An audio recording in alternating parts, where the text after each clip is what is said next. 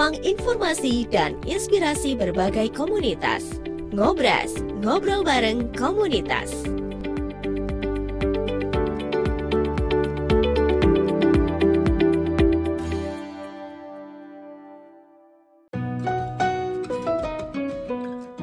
Ngobras, ngobrol bareng komunitas.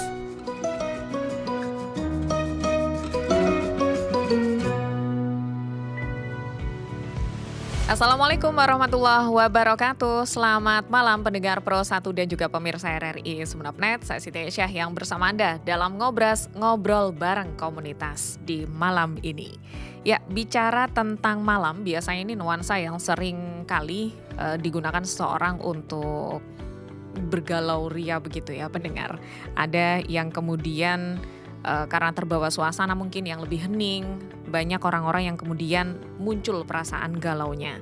Nah, galau sendiri mungkin kalau kita artikan itu biasanya identik dengan perasaan yang bingung, gelisah, bimbang yang sering muncul ketika seseorang menghadapi dilema atau situasi yang tidak pasti. Terutama dalam hal mungkin soal percintaan, persahabatan, atau juga pekerjaan dan masa depan. Perasaan ini bisa membuat seseorang merasa sedih, sulit berkonsentrasi, dan juga kehilangan semangatnya. Terkadang galau juga muncul karena harapan yang tidak terpenuhi, kenangan yang sulit dilupakan, atau ketidakpastian yang menghantui. Namun meskipun terasa menyakitkan, galau juga bisa menjadi momen refleksi untuk lebih memahami perasaan sendiri dan menemukan solusi yang tepat. Kenapa saya bicara tentang galau? Karena saya akan ajak Anda untuk mengenal komunitas yang isinya ini saling mensupport orang-orang yang galau agar tidak galau lagi atau membawa galaunya ini ke arah yang positif. Komunitas apa? Nah, langsung saja saya akan sapa ketuanya, Bapak Muhammad Hanafi bersama dengan komunitas Ulu Daya. Assalamualaikum Pak Hanafi. Waalaikumsalam warahmatullahi wabarakatuh. Bagaimana kabarnya malam ini Pak? Alhamdulillah sehat. Alhamdulillah. Komunitas Ulu Daya ini ada di Bluto ya Pak ya? Ya, Bluto. Tepatnya di mana nih Pak? Di Desa Lobuk. Di Desa Lobuk. Nah, kalau Kecamatan Bluto begitu ya? Kecamatan Bluto. Anggotanya berarti dari Bluto atau gimana Pak Nafi? Anggota bermacam-macam.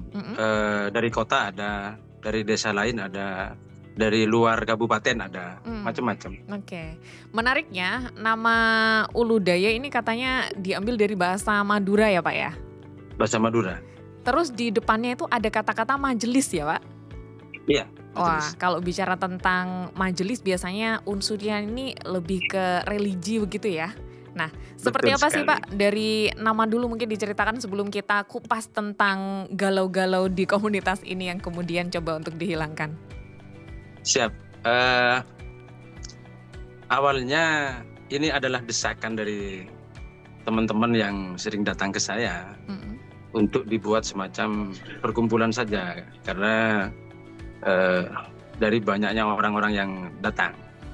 Akhirnya 4 tahun yang lalu karena majelis ini sebentar lagi harlah ke-4. 4 tahun yang lalu tercetuslah nama itu, Majelis Ulu Daya. Ulu Daya itu sebenarnya dari bahasa Madura. Ya. Olok atau menghadap. Daya itu deja. Jadi menghadap kadeja. Menghadap ke utara, artinya itu sebenarnya kematian. Bahwa setiap seseorang itu akhir dari segala kebahagiaannya, kesedihannya, kesuksesannya, keterpurukannya itu adalah kematian. Oke. Baik. Jadi sebenarnya ini memang tujuan komunitas ini benar-benar untuk merefleksi ya Pak, kalau dari namanya ya.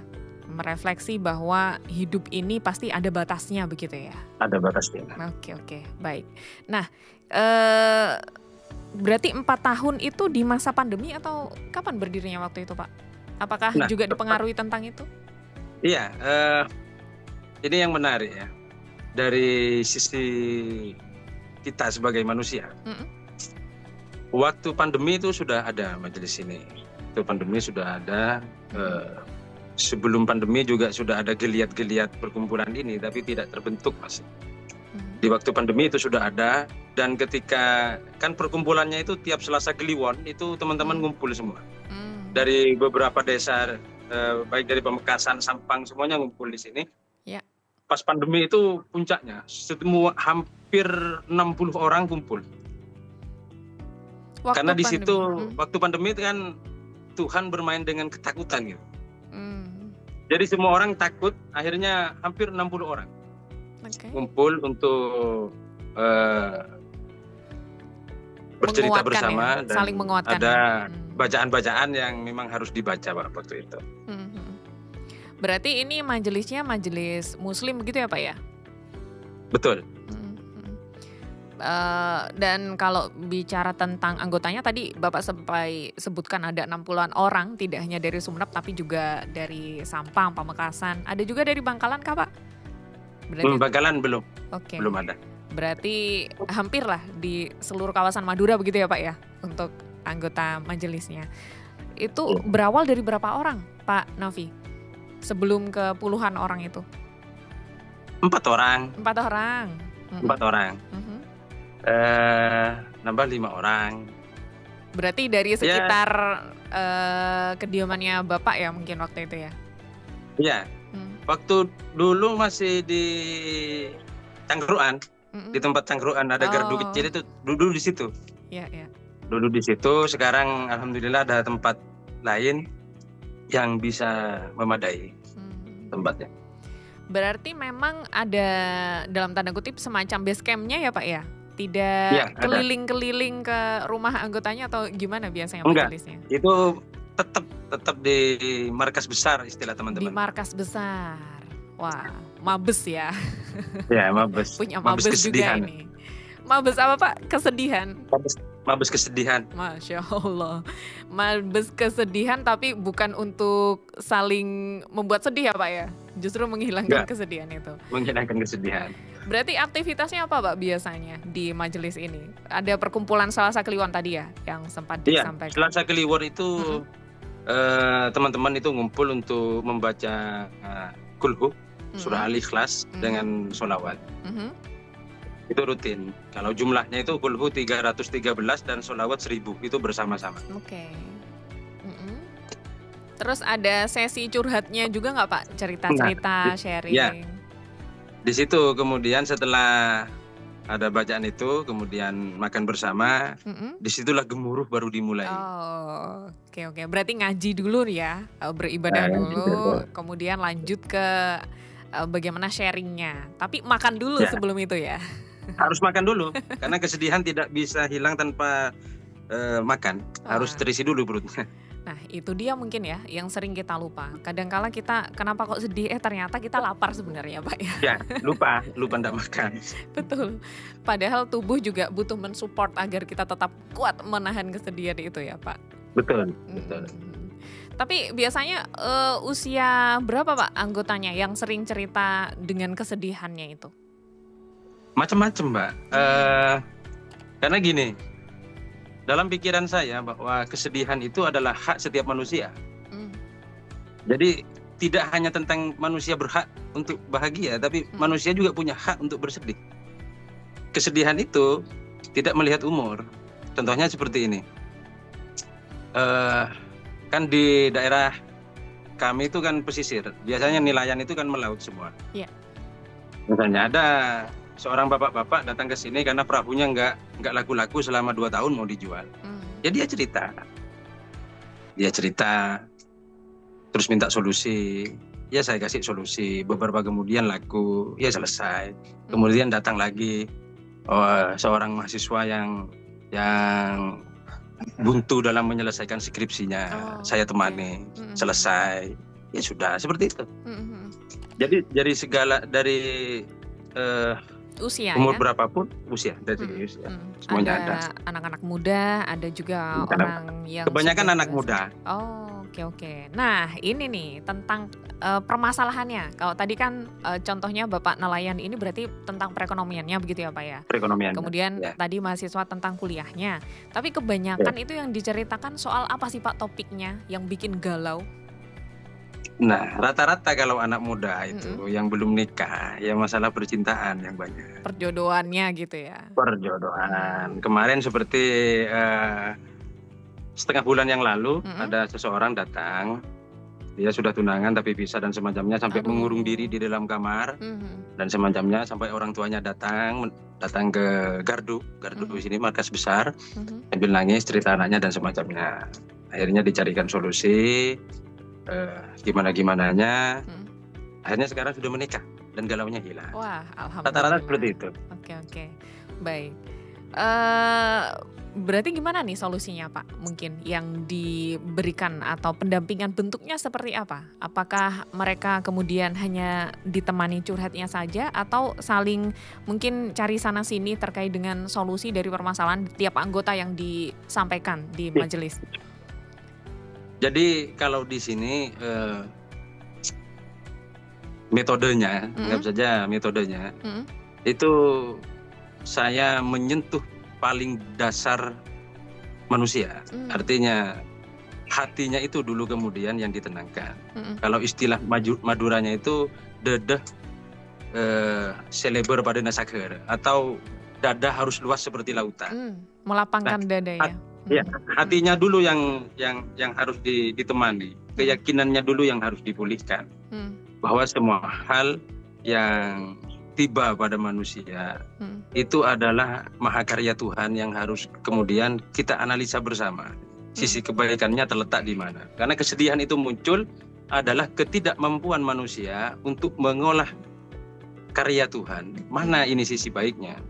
Akhirnya tidak bisa melihat sisi baiknya, akhirnya dia kesedihan yang dia dapat. Iya. Baik, jadi yang pertama memang dari sisi mentalnya dulu ya, dikuatkan. Mentalnya ya, Pak? dulu. Mentalnya dulu. Tadi menarik apa yang disampaikan oleh Pak Nafi, bahwa segala sesuatu termasuk kesedihan ini mahakarya Tuhan begitu ya, yang patut juga untuk kita, berarti kalau mahakarya atau pemberian dari Tuhan patut kita syukuri kan ya Pak ya, diambil dari sisi positifnya apa, ditemukan, barulah kemudian diajak apa Pak, bangkit untuk menyelesaikan masalah itu atau gimana? Karena gini, saya selalu melihat momen. Melihat kondisi psikologisnya teman-teman dulu. Kalau teman-teman masih level galaunya itu di atas 70%, itu biasanya saya biarkan dulu. Oh, jadi ada level-levelnya ya Pak ya? Ada levelnya. Kemudian ditemani dulu. Baru ketika dalam tanda petik dia mampu melihat secercah cahaya harapan, baru diajak, ini gimana ke depan. Iya. Jadi contoh kasusnya seperti apa Pak? Contoh kasusnya kemarin ada seseorang yang kena tipu gitulah, kena tipu di bisnisnya, hampir ratusan juta lah, ratusan juta. Datang ke saya, dia sudah tidak makan 3 hari. Ya Allah. Galau, hampir hancur dia, hancur. Datang ke saya, jadi saya nggak langsung menyalahkan dia. Saya nanya, kamu kenapa? Dia bilang gini-gini, sudah makan? Belum. Saya langsung ambil tali, Pak. Tali? Oke. Tali, saya kasih ke dia, silahkan di belakang. Saya bilang seperti itu. Wah. Saya kasih sisi traumatiknya. Kalau kamu memang jangan mati perlahan, jangan karena tidak makan kemudian kamu mati. Silahkan. Saya bilang seperti itu. Tinggalkan semuanya. Istrinya, anaknya, keluarga, orang tuanya, silahkan. Jangan mati perlahan, itu menyakitkan, saya bilang. Akhirnya dia tersadar bahwa ketika dia tidak makan, dia bisa mati. Akhirnya kemudian dia mau makan. Kemudian dia cerita, ya kita dicarikanlah kemudian solusinya selama 4 hari. Akhirnya ketemu solusinya dan akhirnya juga dia sampai pada proses penerimaan diri. Penerimaan diri bahwa bahkan daun selembar yang jatuh pun ketika itu tidak dikehendaki jatuh oleh Tuhan, maka daun itu tidak akan jatuh. Apalagi hal-hal yang besar. Akhirnya dia ada penerimaan diri dan bisa menerima semuanya dan menjalani hidup kembali. Oke, baik. Berarti bisa saya mungkin ini ya Pak, simpulkan bahwa di sini yang kemudian menjadi fokus oleh komunitas atau majelis ini adalah psikologi begitu ya, psikologi seseorang begitu ya. Dan di sini mungkin hadirnya itu sebagai konsultan psikologi begitu mungkin kurang lebih yang dilakukan? Kurang lebih seperti itu. Oke, baik. Jadi memang ada banyak cara ya, meskipun mungkin tadi kesannya cerita yang Bapak sampaikan kok keras gitu ya. Tapi justru itu metode yang mungkin bisa dilakukan untuk bisa menolong seseorang begitu ya, kembali menyadarkan dia. Tapi metode-metode seperti itu apakah dipilih lihat orangnya dulu, lihat permasalahannya dulu atau gimana Pak? Lihat orangnya dulu. Oke. Tidak semua orang kemudian pakai metode seperti Yang itu. sama ya? Kalau mentalnya rapuh hampir 70% dikasih tali beneran itu Pak. Naudzubillah ya. Iya. Oke. Biasanya apa lagi Pak yang digunakan? Contoh-contohnya nih, mungkin pendengar maupun pemirsa juga bisa untuk mengambil inspirasi positifnya. Iya. Kalau saya kan melihat tergantung sisi di mana teman-teman itu melihat itu sebagai kesedihan. Saya temani di situ. Kemudian dipilih saya menggunakan metode yang seperti apa. Untuk menemani teman-teman yang seperti itu, karena kan tingkat kegalauannya berbeda, akar permasalahan kegalauannya juga berbeda, seperti itu.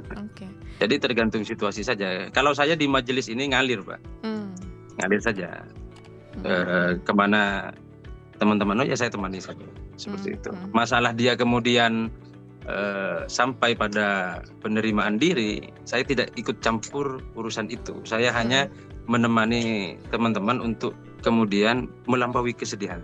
Oke, baik. Dan berarti setelah selesai permasalahannya, mereka gimana Pak? Tetap di anggota ini atau seperti apa? Nah kebanyakan pas ikut rutinan itu, ikut rutinan yang Selasa Kliwon. Ada yang juga ketika sudah selesai permasalahannya yang nggak balik, ada. Oh, ada yang seperti itu. Ada. Ada yang tetap ikut majelisan, ikut Selasa Kliwon itu. Ini berarti disebarkan dari orang ke orang gitu ya Pak ya? Mungkin yang mendengar atau seperti apa? Iya, mungkin ada yang tahu dari temannya, ada yang tahu dari temannya gitu. Akhirnya rata-rata yang jadi anggota di sini tuh rata-rata ya yang pernah mengalami benturan cukup keras dalam hidupnya. Dia tidak menemukan jalan untuk kembali pada dirinya sendiri. Akhirnya mungkin ya terdampar di sini dan saya hanya ngasih minum, makan dan semacamnya gitu. Masya Allah. Jadi istilahnya gimana ya, bisa dikatakan setelah seseorang tadi Bapak istilahkan dengan benturan yang besar begitu ya, dan dia mampu melewatinya, mungkin juga ada rasa untuk bisa menolong orang lain yang melakukan mengalami hal yang serupa begitu ya Pak Nafi ya. Betul. Jadi karena saya sering pesan sama teman-teman, kalian itu tidak usah membalas apapun kepada saya. Cukup perlakukan sebagaimana saya perlakukan kamu ketika kamu bertemu dengan seseorang yang mengalami hal seperti kamu. Akhirnya saya berpikir bahwa kebaikan-kebaikan seperti ini yang akan terus berjalan, akan terus mengalir, seperti itu. Tapi ujung-ujungnya ya mereka tidak bisa menyelesaikan permasalahan temannya misalnya, ya akhirnya dibawa ke sini. Oh begitu. Diskusi lagi gitu, seperti itu. Baik, tapi kan itu bagian dari proses ya Pak ya. Betul. Bagian untuk proses kebaikan yang mungkin mereka bisa lakukan ya. Pak, yang menarik adalah fenomena belakangan ini. Tidak hanya mungkin di negara-negara lain yang sering ada, mohon maaf, ada kasus bunuh dirinya dan lainnya. Tapi di negara kita nampaknya beberapa fenomena itu juga ada begitu ya. Sering mungkin di berita yang didengar oleh pendengar maupun dilihat oleh pemirsa bahwa kasus-kasus yang orang kemudian patah semangatnya, putus asa, seolah-olah padahal masih ada keluarga nih, tapi kenapa mereka bisa sampai merasa sendiri kemudian memutuskan untuk mengakhiri hidup? Nah, nanti kita akan bahas di sesi berikutnya ya Pak ya. Kita ingin tahu nih kalau dari pandangan komunitas ini seperti apa, pendengar maupun pemirsa pastikan Anda terus stay tune di Ngobras edisi malam ini. Ngobras, ngobrol bareng komunitas.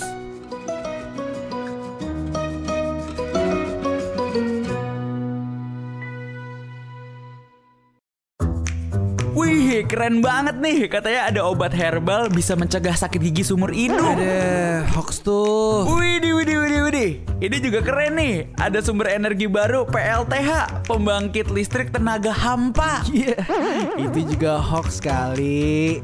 Lu bacanya apaan sih? Aduh, pantesan portal abal-abal lu baca. Kalau mau baca berita yang lengkap tapi udah verified, mulai dari berita nasional, internasional, olahraga, gaya hidup sampai hiburan, lu cukup klik rri.co.id. Di situ lu juga bisa streaming RRI digital. Aduh, makanya cek dulu biar gak kegocek di rri.co.id.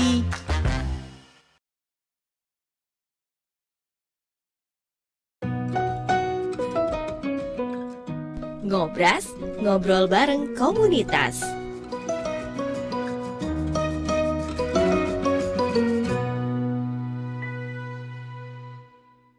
Pro 1 RRI Sumeneb, kanal informasi dan inspirasi pendengar. Terima kasih Anda masih stay tune di 101,3 FM maupun di aplikasi RRI Digital serta pemirsa YouTube RRI Sumeneb.net. Anda masih bersama Ngobras, ngobrol bareng komunitas. Kali ini kita bersama dengan komunitas Majelis Ulu Daya dan kita bersama dengan ketuanya langsung Bapak Muhammad Hanafi. Pak Nafi, kita lanjutkan untuk obrolan di malam ini Pak.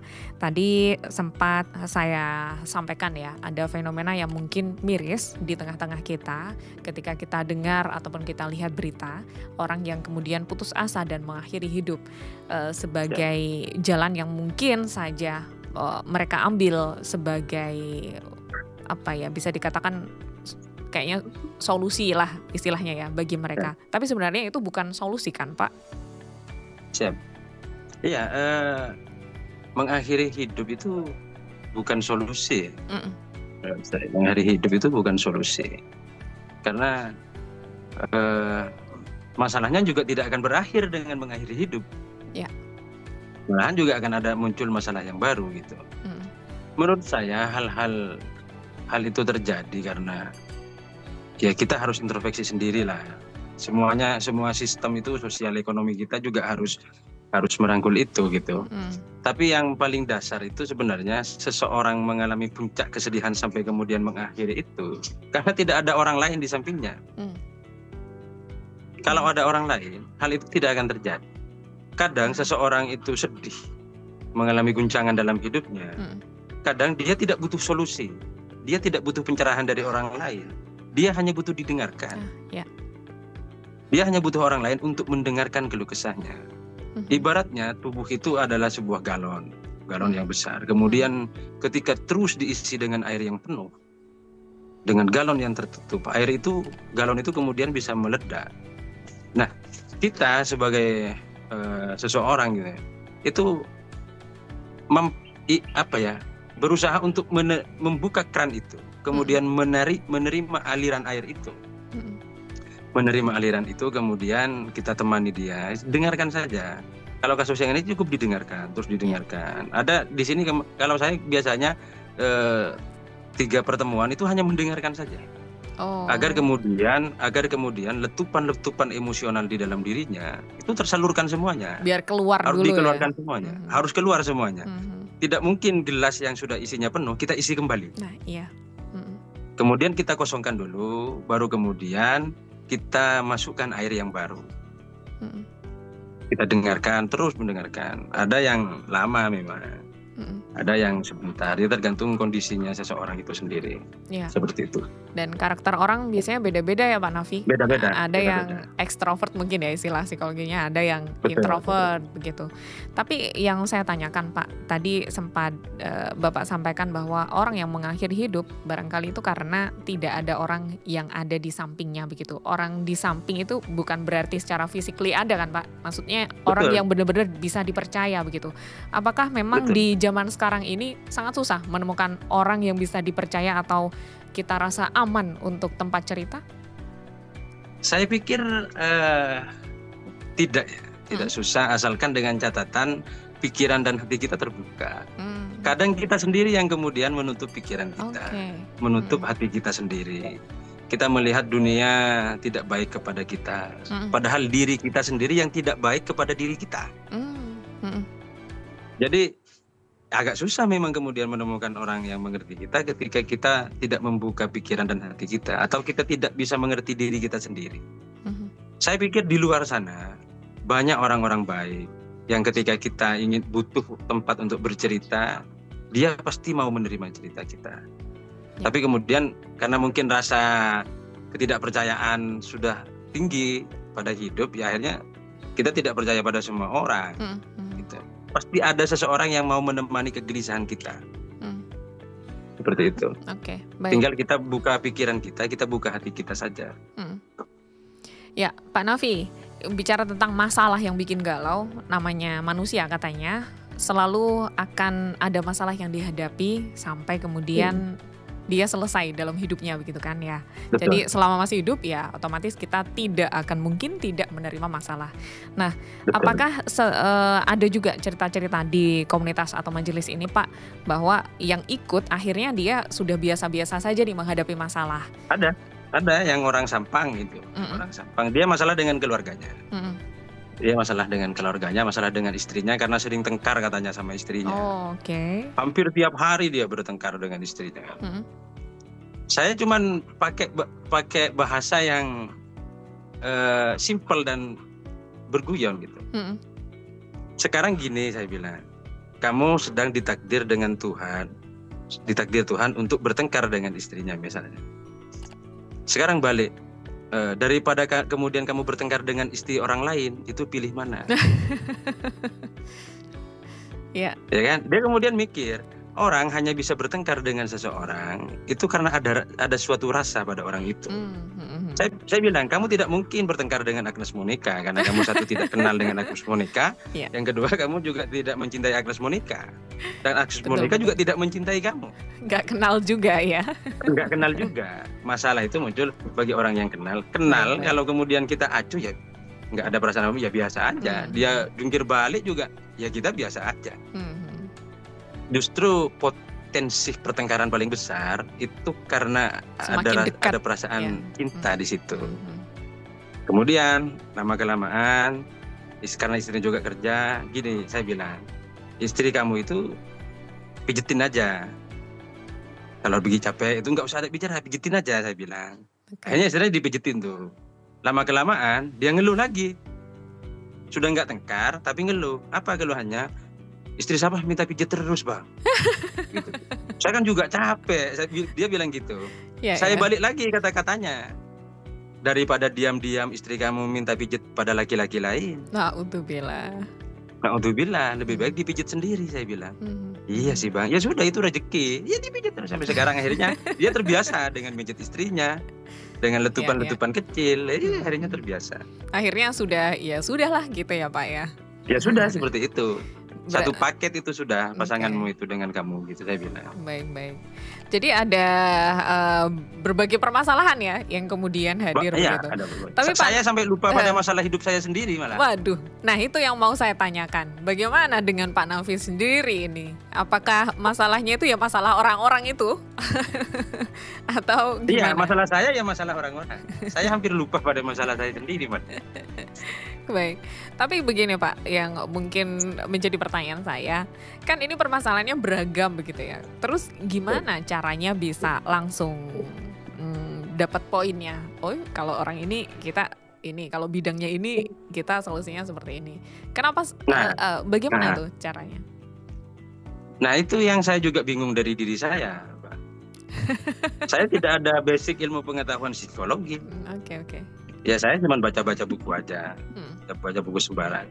Tapi saya tidak tahu, tiba-tiba ya pengen nemenin aja gitu. Tiba-tiba ada guyonan seperti itu saja ya saya lontarkan. Karena saya pikir gini, saya tidak punya kepentingan pada kebahagiaan orang lain. Saya juga tidak punya kepentingan pada kesedihan orang lain. Saya hanya memposisikan diri sebagai teman saja. Akhirnya ya seperti itulah. Berarti gini ya Pak, bisa saya istilahkan yang bermasalah ini kan mungkin hatinya, dan Bapak mengimbanginya dengan logika begitu ya, mungkin gitu ya? Betul. Karena tidak ada kepentingan dengan kebahagiaan maupun kesedihan, dengan kemudian memberikan pandangan yang menyeimbangkan antara hati seorang yang galau tadi dengan logika Betul. yang Bapak tawarkan begitu ya. Betul sekali. Oke. Ya seperti itu.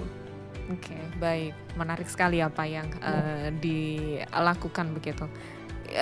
Tapi tadi berarti di sini ada pengajiannya begitu ya Pak? Mungkin bisa saya katakan prosesnya begitu ya. Ada pengajiannya, ada juga kegiatan-kegiatan lainnya Kak Pak selain di pertemuan setiap pekan itu. Oh iya, biasanya kan kalau Selasa Kliwon itu ngumpul baca Al-Ikhlas, baca sholawat. Setelah itu makan goyon-goyon.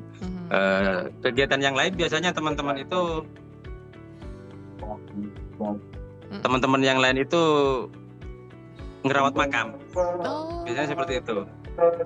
Ngerawat makam kuno yang tidak dirawat. Itu biasanya dirawat sama teman-teman. Seperti itu. Kemudian macam-macam lah. Kesejarahan itu. Kadang juga saya ajak teman seorang sejarawan untuk ikut ngobrol di Majelis Budaya. Sejarawan Sumeneb beberapa kali ikut nimbrung ngobrolin tentang kesejarahan. Oke. Jadi ada waktunya untuk menambah pengetahuan juga, melakukan kebaikan di sosial terkait dengan itu. Kalau Ramadan Pak, ini kan kita mau dekat-dekat Ramadan ya. Ya. Kalau di Ramadan biasanya ada kegiatan khusus nggak Pak? Enggak, tetap aja. Kalau Selasa Kliwon cuma kumpul gitu. Enggak ada kegiatan-kegiatan khusus. Karena tidak ada. Saya juga kan bukan kiai untuk mengadakan acara-acara khusus gitu. Mungkin ada buka puasa bersama atau sahur bersama. Kalau Selasa Kliwon bertepatan dengan bulan puasa, ya buka puasa bersama seperti itu. Oke, baik. Pak, sekarang ini anggotanya sudah sampai berapa Pak? Kalau anggota yang biasa hadir di majelisan, itu sekitar 40 orang. Oke. Kalau yang datang bawa masalah selesai, itu ya tidak saya hitung. Tidak terhitung jumlahnya ya? Ya. Oke, baik. Dan mungkin ada pendengar maupun pemirsa, kalau ingin bergabung di komunitas ini, gimana caranya Pak Nafi? Ya, karena ini komunitas milik bersama ya, nggak ada ya, tinggal datang saja ke Gardu Ulu Daya, ke Gardu Ulu Daya, kemudian ngopi, sharing. Kalau mau hadir di majelisan ya hadir, ya itu seperti itu saja Pak. Oke, baik. Jadi terbuka untuk siapapun ya Pak ya? Siap. Bahkan pernah ada yang di luar Islam Pak. Wah, dari luar Islam ada juga yang pernah hadir? Kira-kira 1 tahun yang lalu lah, dari Sragen. Gimana itu ceritanya Pak? Masalah percintaan kalau itu. Anak muda? Anak muda, masalah percintaan, dia mencintai gadis Muslim. Oh begitu. Ya, Muslim. Akhirnya dia galau antara masuk ke menjadi Muslim atau pisah dengan perempuan itu. Oke. Baik. Gimana Pak waktu itu akhirnya solusinya?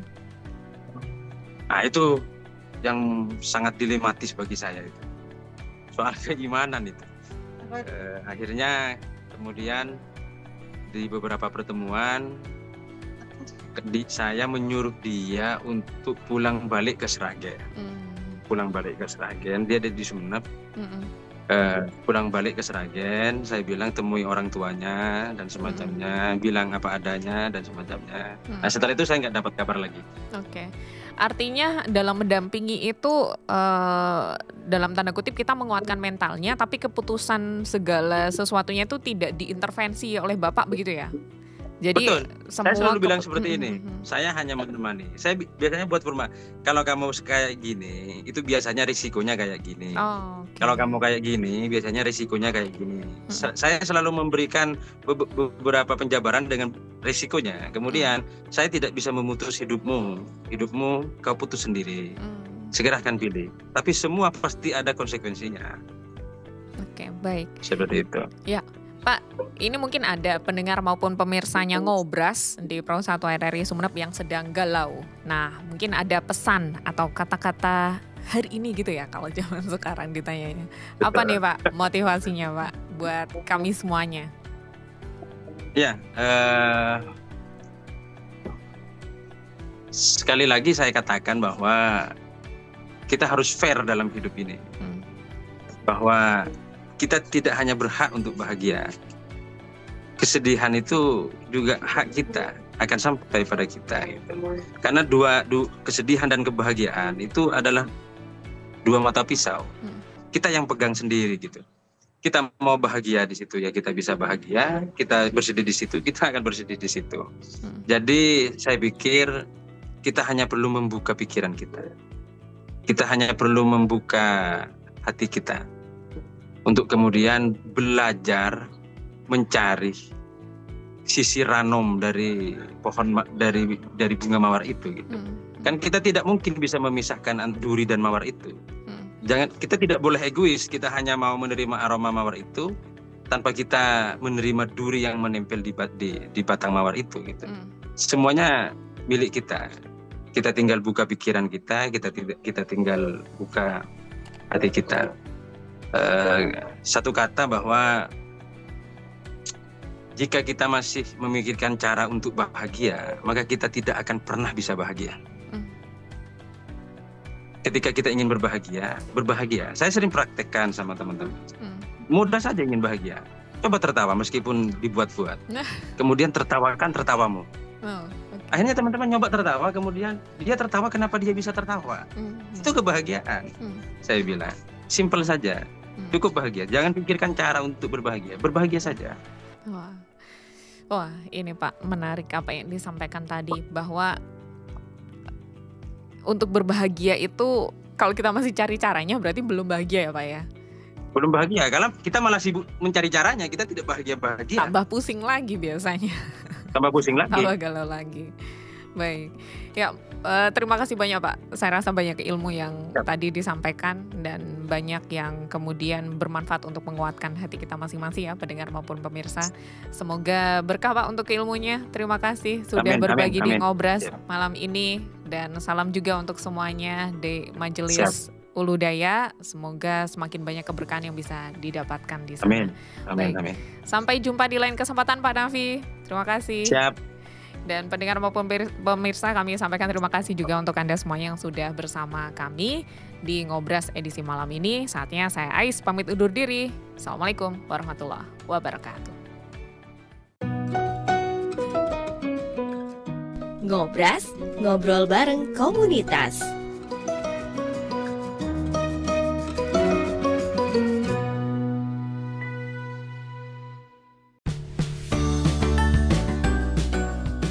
Terima kasih Anda telah mengikuti Ngobras, ngobrol bareng komunitas.